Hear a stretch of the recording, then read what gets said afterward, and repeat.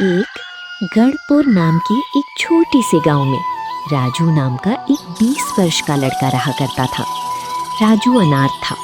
उसकी माँ उसे जन्म देते ही मर बसी और उसका पिता ही उसे पलने की मात्र सहारा थे।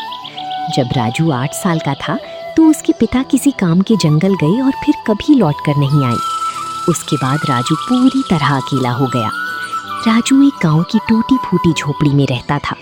उसके घर के पास ही एक गांव का सरपंच और उसकी पत्नी रहते थे। उनकी अपनी कोई संतान नहीं थे, इसीलिए राजू के माता पिता की गुजर जाने के बाद उन्होंने ही राजू के बड़ा किया।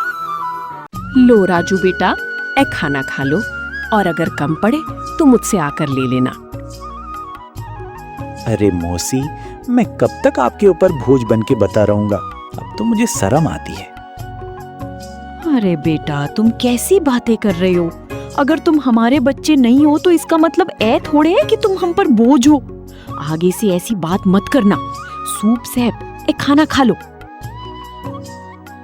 ए कहकर सरपंच की पत्नी सीमा वहां से चली गई।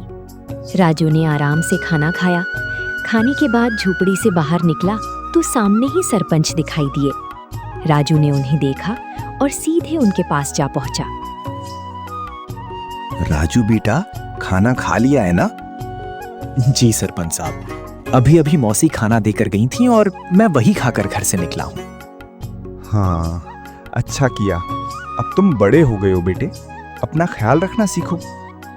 जी सरपंच जी, 8 वर्ष की उम्र से लेकर अब तक आप ही मेरा ख्याल रखते आए हैं, पर अब मुझे शर्म आने लगी है। बस मैं कुछ काम करने चाहता हूँ। इसमें शर्म की क्या बात है बेटा?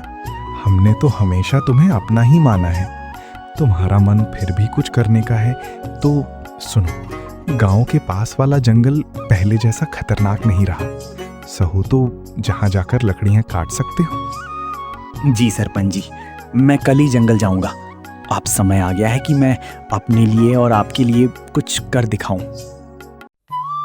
अगले दिन राजू एक कुहादी लेकर जंगल की तरफ चल पड़ा। कुछ ही देर में वो जंगल पहुंच गया। जंगल में कदम रखते ही ये सोचा, कुछ भी कहो, सरपंच जी ने बचपन से अब तक मेरी बहुत मदद की है।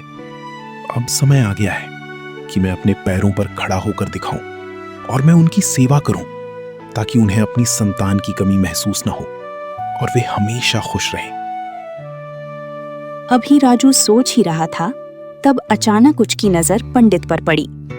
पंडित उसे बड़े ध्यान से देख रहा था। अरे हे पंडित, मुझे इतने गौर से क्यों दिखाए? राजू ने तभी इतना ही कहा था। तभी पंडित इच के पास आता है और बोलता है,